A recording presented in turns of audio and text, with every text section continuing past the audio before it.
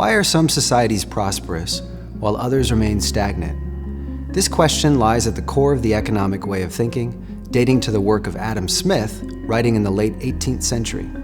Although economists have been developing an answer to this question ever since, the basic insight of Smith is still relevant.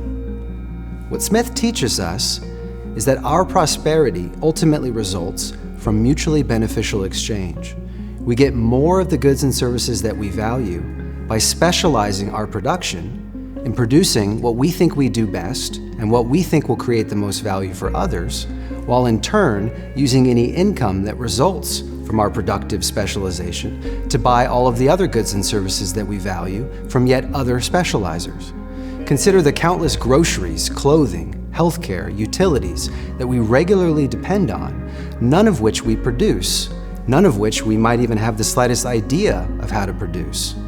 Even the home cooking that you might enjoy would not be possible if it were not for the smelting of iron ore, the harvesting of produce, and the production, manufacturing, and processing of countless resources that contribute to the production of the tools and the basic inputs that you use to cook your family dinner. We are prosperous, Smith teaches us, because we have access to the knowledge and contributions of thousands of other specializers in an interdependent order that we call the free market. One of the most important fundamental institutions of the market is property rights. We buy and sell and exchange our rights of ownership over the labor services that we offer to our employment or for entrepreneurs to our own businesses, in exchange for an income that we then use to buy the rest of the goods and services that we value. When I go grocery shopping, for instance, I voluntarily exchange my title, in effect, to my $5 for the grocery store owner's title to a gallon of milk, because I value the gallon of milk more than the $5 I give up in exchange for it. The grocery store owner, in turn, exchanges her title over the gallon of milk for my $5 because she values the $5 more than the milk. We are made better off, wealthier that is, because of our transaction, because of our free trade. Given that the only way to acquire the goods and services that we value in a free market is by creating value for others and providing that value to them in the form of goods and services, it's in our own interest to imagine new and better ways of providing value for others. It's in our own interest, that is, to act entrepreneurially, to think and act as entrepreneurs. The relevance of entrepreneurship to our prosperity has arguably been most fully developed by scholars working in the Austrian tradition of economics, dating to the work of Carl Menger, writing in the late 19th century. Following in the footsteps of Adam Smith, economists like Menger, and especially his followers, Ludwig von Mises, F.A. Hayek, and Israel Kirzner, teach us why and how a free society works. They teach us why we live better together in an interdependent order where the only way to get the goods and services that we value to the benefit of ourselves and our loved ones is by creating value for others. We learn why for-profit and non-profit enterprise are most successful when the entrepreneurs on the ground know what problems their customers need solved, what services ultimately bring them value.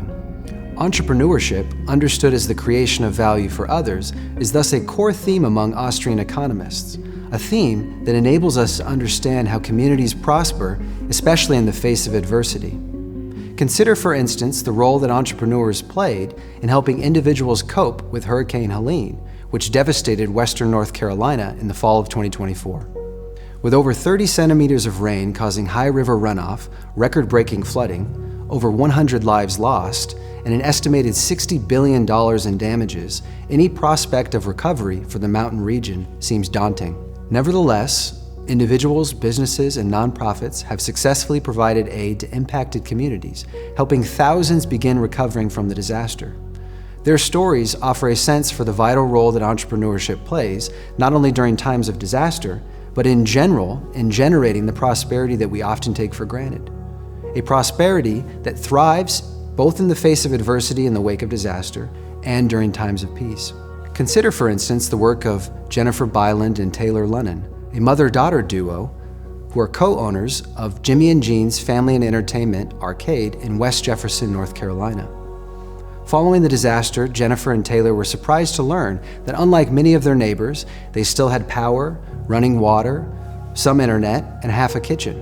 Being alert to the opportunity to help others and having the freedom to do so, they quickly decided to convert their family entertainment center into a 70,000 square foot distribution hub to help individuals in need. Food, water, and supplies began pouring into the distribution hub.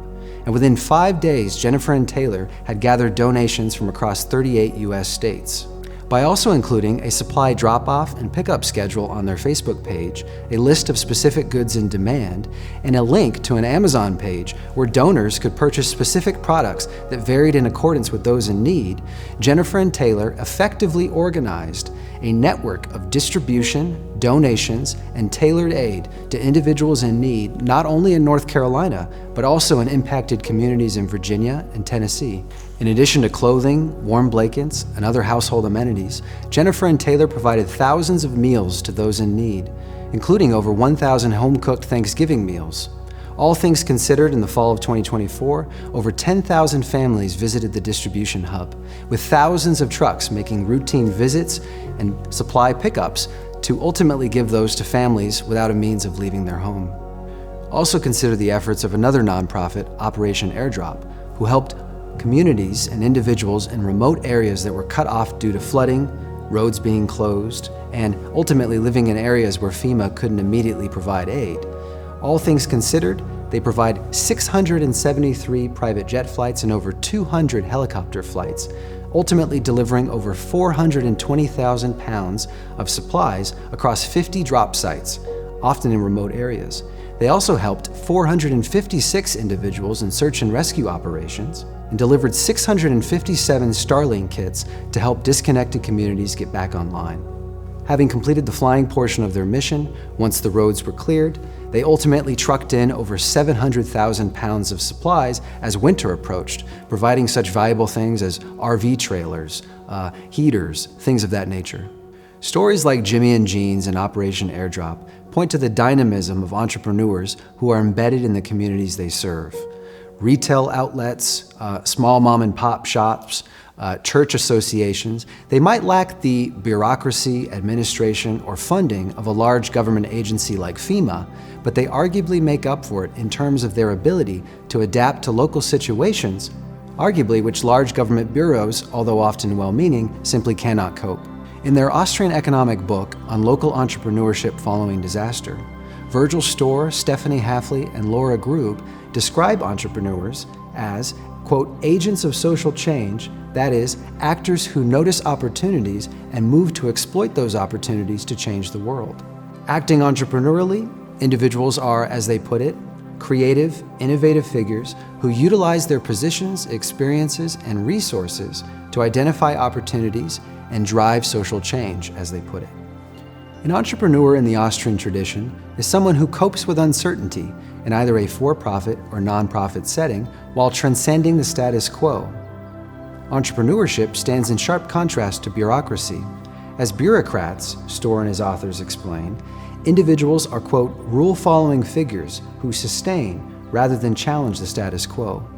Although useful in some circumstances, bureaucratic actions and policies are ultimately oriented towards caution, resistance to change, and are not necessarily useful in the face of uncertainty, especially in the face and the wake of a great disaster like Helene. Entrepreneurs who rely on voluntary contributions and sales have tight feedback to their donors, buyers, and the ultimate users of their goods and services, arguably making it easier, relative to bureaucracy, to discern whether value is being created. By talking to and simply knowing the users of their goods and services, local entrepreneurs are able to discern the value added that, say, a dehumidifier might have or a certain type of blanket, in contrast with other goods and services that might be valuable to other folks in other situations, but not necessarily to the disaster victims of Western North Carolina. The Austrian tradition of economics, with its emphasis on entrepreneurship, also provides an important implication about the institutions that govern our lives. Without a context of freedom, any value that entrepreneurs might otherwise create would arguably go untapped. With too much government interference, regulation, and intervention in general, entrepreneurs are hindered in their capacities and their abilities to create value for others and ultimately help their communities prosper. When we have the freedom To help and serve our communities through the provision of valuable goods and services, we learn to live better together, even in the wake of disaster.